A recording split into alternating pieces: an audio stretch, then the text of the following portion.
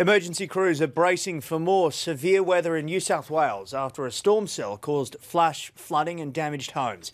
The State Emergency Service has responded to about 600 calls for help, and people living close to the Jarrah Dam have been told to evacuate because parts of the wall have failed. For more, we're joined live by Anne Barker, who's at Shellharbour, south of Wollongong. Now, Anne, let's just start with this damage. What have you seen there so far?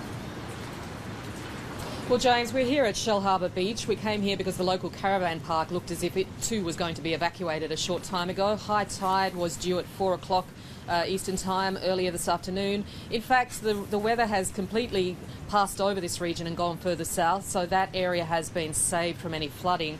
There has been a bit of heavy rain and a bit of flooding further north, especially around Thirroul near Wollongong, people mopping up there from what I gather. But in fact, the biggest worry is, as you said, the Jarrah Dam near Kiama.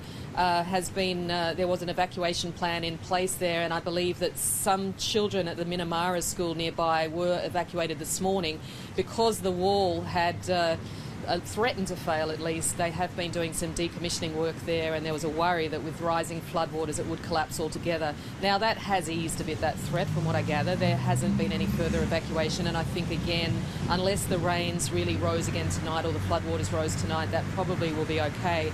The rains have again moved further south, and the biggest worry for the SES now is around the lower Shoalhaven coastal plains, particularly Gerringong. There have been some houses flooding there, and the St George's Basin is a big worry, but also Lake Conjola a little bit further south again. There's been door knocking going on. The SES is warning people that they must be prepared to evacuate if things worsen again tonight. I think, tonight's rain, and there is predicted to be a lot of rain, that will be the key as to whether these areas do evacuate or how much further those floodwaters will rise. And can you give us any more information about that forecast and how bad the weather is on the way? Well, look, it is moving south, as I said. If you look at the radar, you can see the storm cell has been over earlier, an hour or two ago. It was sort of over Wollongong area and also much heavier further south. But it seems to be moving south as we speak. So the rains have moved from this area around Shellharbour. They're now down towards that coast, the Shoalhaven coastal plain, as I told you, the Lake Conjola area. And as far as I'm aware, I think it will continue to move south and perhaps dissipate from there.